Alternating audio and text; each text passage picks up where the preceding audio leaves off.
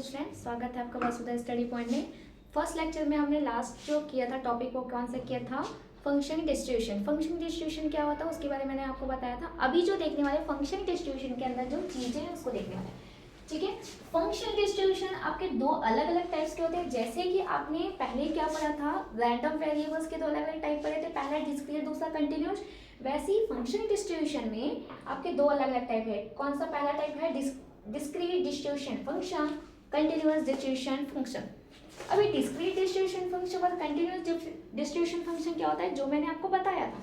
Discrete distribution function मतलब 0 1 2 3 यही वाली चीजें आएंगी। कंटिन्यूअस डिस्ट्रीब्यूशन फंक्शन मतलब आपकी कौन सी वाली वैल्यू आएंगी, एक पॉइंट्स वाली वैल्यू आएंगी। और every distribution function is a continuous function हो जाएगा, ठीक है। तो हम जो पहला क्वेश्चन देखने वाले हैं किसके बारे में देखने वाले हैं, डिस्क्रीट डिस्ट्रीब्यूशन फंक्शन के बारे में। सेकंड हम जो देखेंगे कंटिन्यूअस डिस्ट्रीब्यूशन फंक्शन के बारे में। तो पहले डिस्क्रीट डिस्ट्रीब्यूशन फंक्शन के बारे में हम देख लेते हैं कि डिस्क्रीट डिस्ट्रीब्यूशन फंक्शन आपका क्या होता है। ओके, डिस्क्रीट डिस्ट्रीब्यूशन फंक्शन में आपको क्या देगा, फंक्शंस देगा, ठीक है। मतलब रैंडम वेरिएबल्स भी देगा, रैंडम वेरिएबल के साथ साथ आपको क्या देगा, P of x. P of x क्या होता है, प्रोबेबिलिटी डिस्ट्रीब्यूशन।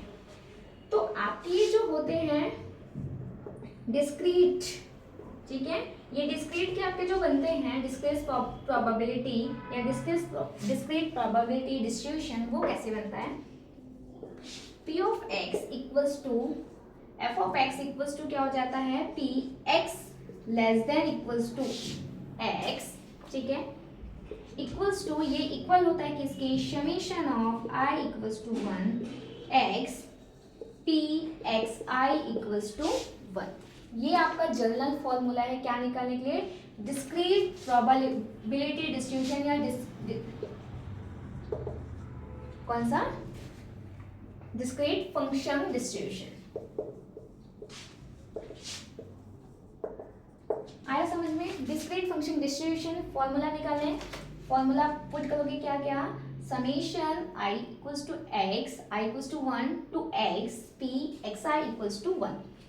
i क्या है हमारा, जहां से हमारा इंटरवल स्टार्ट होगा वो वाली वैल्यू हमारी आएगी यहाँ पे, और जहां पे आपका लास्ट होगा वाली वैल्यू क्या आएगी ऊपर। इसको आप x भी लिख सकते हो या आप इसको n भी लिख सकते हो, कुछ भी लिख सकते हो, ठीक है। आप n लेके चलो तो ज्यादा बेटर है, n मतलब लास्ट वैल्यू, और ये i इक्वल्स टू जो है आपकी कौन सी वैल्यू हो जाएगी, स्टार्टिंग वैल्यू, ठीक है। आपको हम जब क्वेश्चन करेंगे तो ज्यादा क्लियर हो जाएगा ये चीज। ओके, तो डिस्क्रीट फंक्शन डिस्ट्रीब्यूशन या डिस्क्रीट डिस्ट्रीब्यूशन फंक्शन के फॉर्मूले क्या होते हैं पता चल गया, P of X F of X में होता है जो कि P X less than equals to क्या होता है, एक्स होता है, जहां आपका कहाँ जाएगा, समेशन। व्हाट इज समेशन, जितने आपके फंक्शन डिस्ट्रीब्यूशन देंगे, फंक्शन डिस्ट्रीब्यूशन में जो भी आपका पी वाला दिया रहेगा, पी कौन सा होता है, प्रोबेबिलिटी डिस्ट्रीब्यूशन। जो भी आपका प्रोबेबिलिटी डिस्ट्रीब्यूशन दिया रहेगा उस पूरे को हम सम कर देंगे तो हमारा क्या निकल जाएगा, डिस्क्रीट फंक्शन डिस्ट्रीब्यूशन, ठीक है। ओके, तो क्वेश्चन हमारा बोलता है डिस्क्रीट के अंदर क्वेश्चन देखें। अभी जो क्वेश्चन देखने वाले हैं वो किसके अंदर देखने वाले हैं, डिस्क्रीट प्रोबेबिलिटी डिस्ट्रीब्यूशन। इसके अंदर जो क्वेश्चन है वो देखने वाले हैं। तो डिस्क्रीट प्रोबेबिलिटी डिस्ट्रीब्यूशन के अंदर कौन सा डिस्ट्रीब्यूशन पढ़ रहे हैं, फंक्शन डिस्ट्रीब्यूशन। कौन सा डिस्ट्रीब्यूशन, फंक्शन डिस्ट्रीब्यूशन। किसके बारे में, कौन सा function distribution, discrete function distribution. तो आपका जो फर्स्ट क्वेश्चन है इसमें वो आपका बोल रहा है द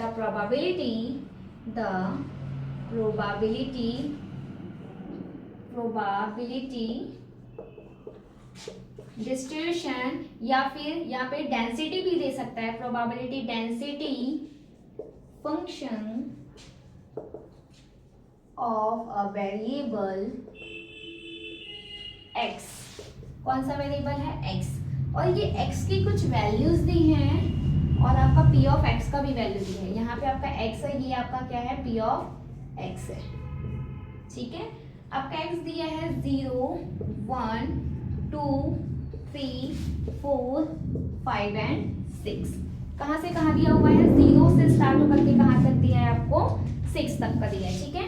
नीचे जो आपको पी एक्स की जो वैल्यू दी है वो क्या दी हुई है, k 3k 5k 7k 9 11k 13k, ये सारी वैल्यूज आपको क्या है, गिवन है। अब जो आपको फाइंड करने बोल रहा है, first find p x less than 4, p x greater than equals to 5, third आपका कंडीशन है p 3 less than x less than equals to 6। ये आपका क्वेश्चन है, ये कंप्लीट आपका क्वेश्चन है। क्वेश्चन क्या बोल रहे हैं ये पहले समझते हैं। The probability density function of a variable, एक प्रोबेबिलिटी फंक्शन डेंसिटी का फंक्शन दिया है जिसका वेरिएबल क्या है, x है, और वही वेरिएबल को हम कौन सा वेरिएबल बोलते हैं, रैंडम वेरिएबल। इसी वेरिएबल को हम क्या बोलते हैं, रैंडम वेरिएबल। तो उस रैंडम वेरिएबल्स की वैल्यू का क्या दिए, 0 1 2 3 4 5 एंड 6 दिए। उसके बाद जो हम ये p ऑफ x की बात करते हैं, p ऑफ x क्या हो जाता है हमारा, probability distribution. p of x क्या होता है हमारा, प्रोबेबिलिटी डिस्ट्रीब्यूशन। तो ये हमारा प्रोबेबिलिटी डिस्ट्रीब्यूशन है जिसकी value k 3 k 5 k 7 k 9 k 11 k 13 k दी है। ठीक है, ये चीज आपको गिवन है। अब आपको जो प्रूफ करना है, फर्स्ट p है और वो जो x की वैल्यू वो लेस देन 4 होनी चाहिए तब, या x की value greater than equals to 5 होनी चाहिए तब, या फिर 3 लेस देन x, मतलब 3 से 6 तक के बीच की जो वैल्यू होने वाली है वो क्या है, इसके बीच आपको क्या करना है, फाइंड करना है। ठीक है, क्वेश्चन आप लोग लीजिए, पॉज करके प्लीज क्वेश्चन लिख लीजिएगा। ठीक है, अब इसके सॉल्यूशन देखते हैं हम।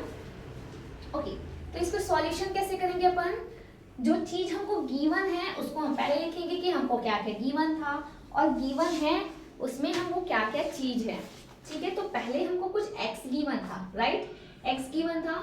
Solution 8x is random variable, random variable, x हमारा क्या है, कोई रैंडम वेरिएबल्स है, राइट, जो हमारा बॉक्सेस बना था ऐसा। एक आपका क्या दिया था, x की वैल्यू, एक क्या दी थी, p ऑफ x की वैल्यू। तो ये आपका x क्या हो गया, रैंडम वेरिएबल, ये p ऑफ x क्या हो जाएगा आपका, प्रोबेबिलिटी डिस्ट्रीब्यूशन। ठीक है, यही चीज आपको पहले क्वेश्चन में मेंशन करना पड़ेगा। And p of x is probability distribution,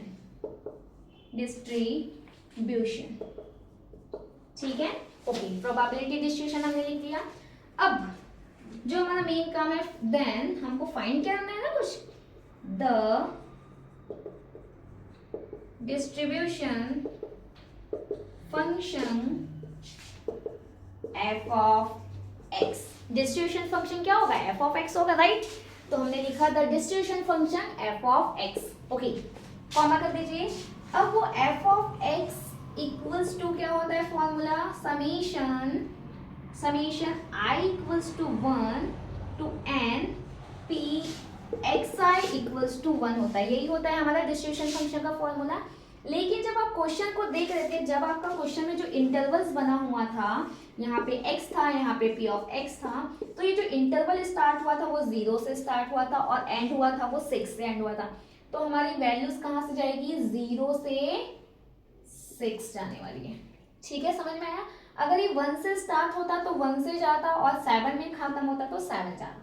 तो 1 से 6, 0 से 6 आ गई तो यहाँ पे 0 हो जाएगी, वहां पे एंडिंग पॉइंट क्या हो जाएगा, 6 हो जाएगा। ठीक है, ओके।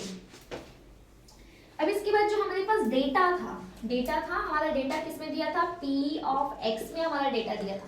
p ऑफ x में तो जो आपका p ऑफ x दिया है, जिसको आप प्रोबेबिलिटी डिस्ट्रीब्यूशन बोल रहे हैं, वही आपका क्या है, फंक्शन है। फंक्शन किसके इक्वल होता है, समीशन ऑफ pxi। तो pxi, तो pxi एक ही pxi था क्या, नहीं, 0 के लिए था, 1 के लिए था, 2 के लिए था, 3 4 5 ऐसे कंटिन्यू किसके लिए था, 6 टाइम के। 0 से 6 तक जितने भी आप x की वैल्यू आई थी, वही सारी वैल्यूज को क्या करना है, ऐड करना है। तो आपका क्या निकल जाएगा, pxi निकल जाएगा। ठीक है, ओके।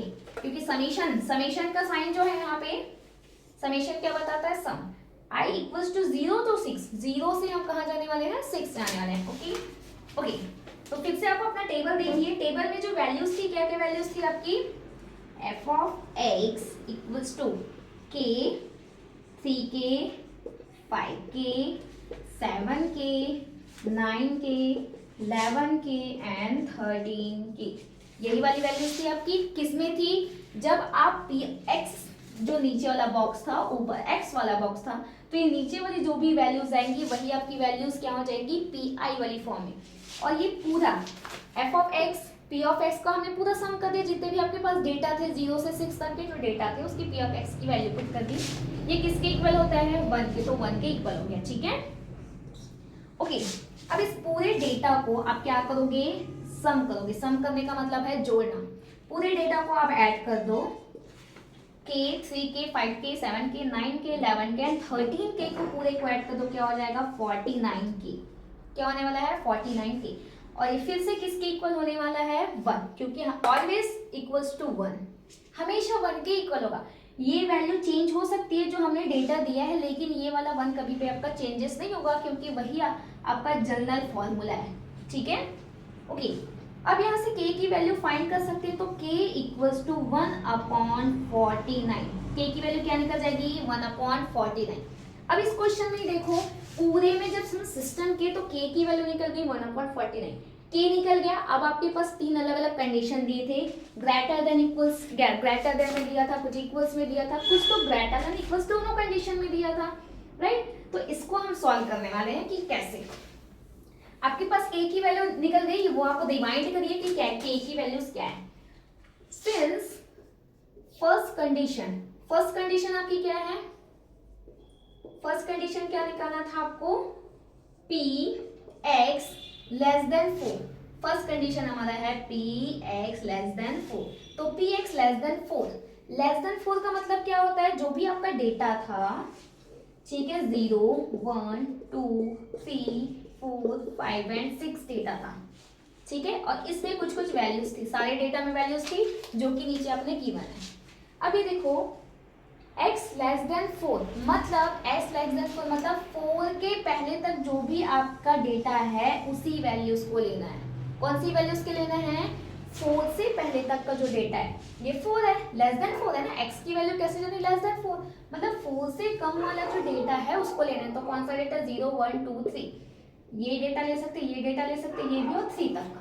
तो उस तक की वैल्यूज क्या क्या थी आपकी, k plus 3k plus 5k plus 7k, इतनी तक की वैल्यू आपकी क्या थी, 3 तक की वैल्यूज थी। और इस पूरी वैल्यूज को ऐड कर दो तो क्या हो जाएगा आपका 16k। क्या हो जाएगा 16k। ठीक है, ओके। अब 16k, अब हमको k की वैल्यू हमने अभी जस्ट फाइंड की है। k की वैल्यू क्या फाइंड की है, p x less than 4 equals to क्या आया है 16k। अभी हमने जस्ट k की वैल्यू फाइंड की है 1/49 फाइंड किया है, तो 1/49 को पुट कर दो तो 16 अपन क्या हो जाएगा 49। 16/49 को आप डिवाइड कर दो तो क्या हो जाएगा p of x 16/49 equals to 0.326। ये आपकी कौन सी वैल्यू हो गई, जब आपका x लेस देन 4 होगा, आपका x क्या होने वाला है, लेस देन जब 4 होगा उसकी वैल्यूज आपकी क्या होने वाली है 0.326। या फिर आपको डिवाइड नहीं करना तो फ्रैक्शनल के फॉर्म में भी लिख सकते हो, वो भी सही है। ठीक है, ओके। अगेन आपको सेकेंड कंडीशन जो निकालना था, किस लिए निकालना था, द सेकेंड कंडीशन जो निकालना था, p x greater than equals to 5 के लिए निकालना था। ठीक है, जब हम उसके लिए निकाल रहे हैं p x greater than equals to 5, इसका मतलब जो आपके बॉक्सेस हैं, फिर से यहाँ पे ये x है, ये आपका क्या है p ऑफ x है, 0 1 2 3 4 5 एंड 6 ये वैल्यूज हैं, 0 से 6 वैल्यूज हैं। तो ग्रेटर देन 4 मतलब ग्रेटर देन इक्वल्स टू 4 मतलब x की वैल्यू बड़ी होनी चाहिए, 5 के बराबर हो सकती है या 6। ग्रेटर देन इक्वल्स का साइन है मतलब आप 5 को भी ले सकते हो। तो आप कैसी वैल्यू लोगे 5 और 6 को, ये वैल्यू तो छोटी हो गई है ना, तो आप कौन सी वैल्यू लोगे 5 और 6। तो 5 के नीचे जो वैल्यू होगी वो लिखोगे और 6 के नीचे जो वैल्यूज होगी उसी को आप क्या करोगे यहाँ पे पुट करोगे। ओके, पुट दिस, ठीक है, तो क्या हो जाएगा इक्वल्स टू 11 की प्लस 13 के, 11 के 13 के को ऐड करोगे तो 24 की। फिर से हमको यहाँ पे पता है k इक्वल्स टू 1/49, राइट। फिर से p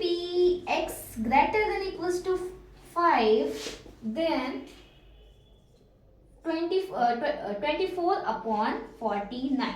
24/49 को फिर से आप क्या कर दो, फ्रैक्शनल कर दो, तो आपकी वैल्यू किस में आने वाली है, 0.673।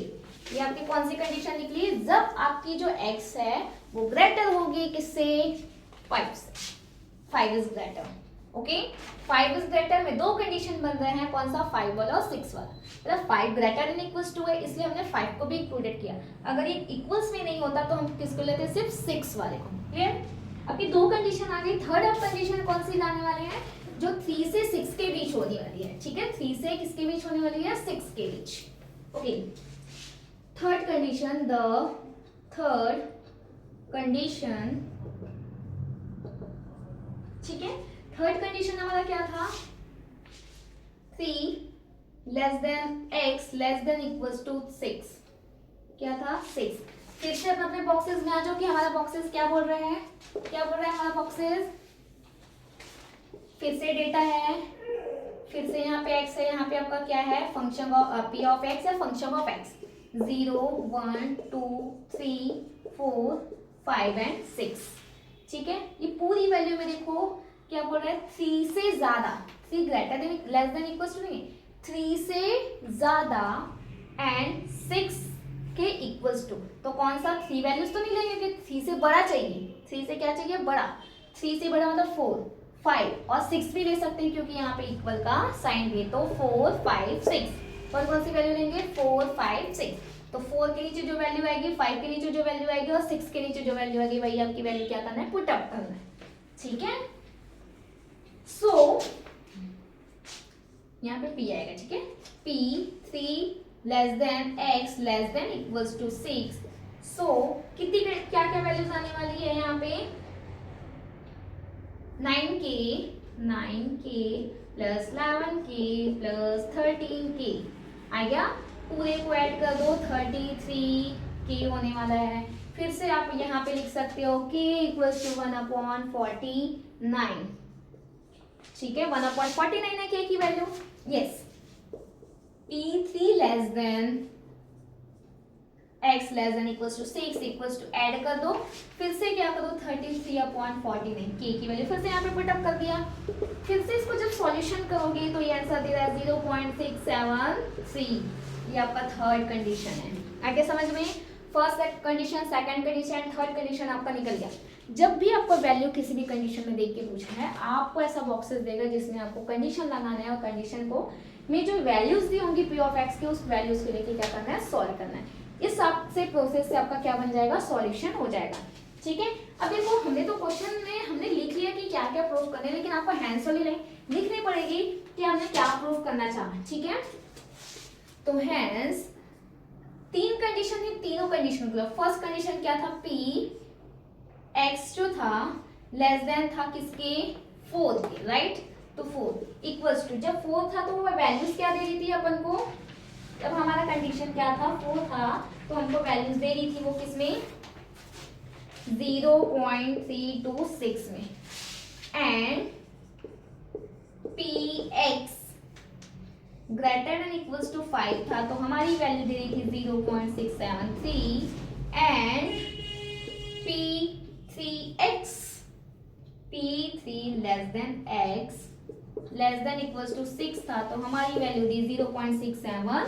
यही आपका क्या है, आंसर है। किसके लिए आंसर है ये, आपका 3 कंडीशन जो दिया था उसके लिए, ठीक है। Thank you so much, please like and subscribe. Next video फिर से मैं डालूंगी, प्लीज आप लोग देखिएगा, ठीक है। Thank you.